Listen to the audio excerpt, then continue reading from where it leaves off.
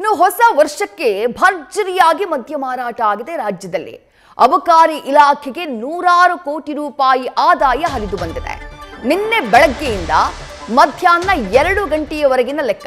ಭರ್ಜರಿಯಾಗಿ ಮಧ್ಯರಾತ್ರಿ 2 ಗಂಟೆಯವರೆಗೆ ಭರ್ಜರಿ ಮಾರಾಟ ಆಗಿದೆ. ನಿನ್ನೆ ಒಂದೇ ದಿನ 308 ಕೋಟಿ ರೂಪಾಯಿ ಮದ್ಯ ಮಾರಾಟ ಆಗಿದೆ. 250 ಕೋಟಿ ಅಬಕಾರಿ ಇಲಾಖೆಯ ಟಾರ್ಗೆಟ್ ಇತ್ತು.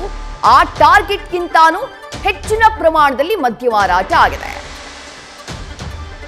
ಮತ್ತಷ್ಟು ಡೀಟೇಲ್ಸ್ ನಮ್ಮ ಪ್ರತಿನಿಧಿ ಅಂಕಿತಾ ನೀಡ್ತಾ ಹೋಗ್ತಾರೆ. ಅಂಕಿತಾ, ನ್ಯೂ ಇಯರ್ನ ವೆಲ್ಕಮ್ ಮಾಡೋದು ಅಂದ್ರೆ ಪಾರ್ಟಿ ಮಾಡಿ ವೆಲ್ಕಮ್ ಮಾಡುವಂತಹ ಗಮ್ಮತ್ತನ್ನ ಬಹಳ ಜನ ಮಾಡ್ತಾರೆ.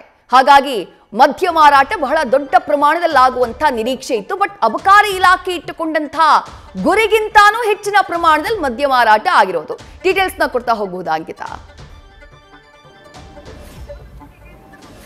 ವಿದ್ಯಾ, ಹೊಸ ವರ್ಷದ ಸಂಭ್ರಮಾಚರಣೆ ಹಿನ್ನೆಲೆಯಲ್ಲಿ ಈ ಬಾರಿ ಅಬಕಾರಿ ಇಲಾಖೆಗೆ ಕೋಟಿ ಕೋಟಿ ಆದಾಯ ಹರಿದು ಬಂದಿದೆ. ಅಂದರೆ ಅಧಿಕಾರಿಗಳ ಟಾರ್ಗೆಟ್ ಒಂದಾದರೆ ಹರಿದು ಬಂದ ಆದಾಯದ ಮೂಲ ಮಾತ್ರ ಬಹಳ ಜಾಸ್ತಿ ಆಗಿದೆ.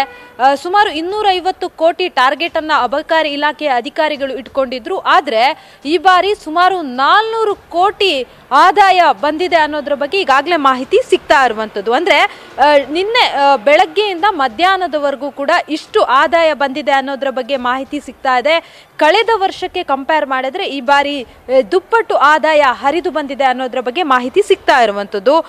ಸುಮಾರು 250 ಕೋಟಿ ಮದ್ಯದ ಟಾರ್ಗೆಟ್ ಅನ್ನ ಇಟ್ಕೊಂಡಿದ್ರು. ಅಂದ್ರೆ ಆದಾಯ ಬರ್ಬೋದು ಅನ್ನೋ ಟಾರ್ಗೆಟ್ ಅನ್ನ ಇಟ್ಟಿದ್ರು. ಆದ್ರೆ ಆ ಟಾರ್ಗೆಟ್ ಅನ್ನ ಮೀರಿ ಈ ಬಾರಿ ಅಬಕಾರಿ ಇಲಾಖೆಗೆ ಈ ರೀತಿಯಾಗಿ ಆದಾಯ ಹರಿದು ಬಂದಿದೆ ಅನ್ನೋದ್ರ ಬಗ್ಗೆ ಡೀಟೇಲ್ಸ್ ಸಿಗ್ತಾ ಇದೆ. ಕಳೆದ ವರ್ಷ ಅಂದ್ರೆ 2023 ಡಿಸೆಂಬರ್ 31ರಂದು ಸುಮಾರು 193 ಕೋಟಿ ಆದಾಯ ಹರಿದು ಬಂದಿತ್ತು. ಅದಾದ ಬಳಿಕ 2024ಕ್ಕೆ ಈ ರೀತಿಯಾಗಿ ಆದಾಯ ಹರಿದು ಬಂದಿದೆ ಅನ್ನೋದ್ರ ಬಗ್ಗೆ ಮಾಹಿತಿ ಸಿಗ್ತಾ ಇದೆ. ಅದರಲ್ಲಿ ಬೇರೆ ಬೇರೆ ಬ್ರ್ಯಾಂಡ್ ಅಂದ್ರೆ ಬಿಯರ್ ಆಗಿರ್ಬೋದು, ಈ ರೀತಿಯಾಗಿ ಬೇರೆ ಬೇರೆ ಬ್ರ್ಯಾಂಡ್ ನಲ್ಲಿ ಅಧಿಕ ಮದ್ಯ ಮಾರಾಟ ಆಗಿದೆ ಅನ್ನೋದ್ರ ಬಗ್ಗೆ ಮಾಹಿತಿ ಸಿಗ್ತಾ ಇದೆ. ವಿದ್ಯಾ, ರೈಟ್, ಥ್ಯಾಂಕ್ ಯು ಅಂಕಿತಾ ತಮ್ಮೆಲ್ಲ ಡೀಟೇಲ್ಸ್ಗೆ.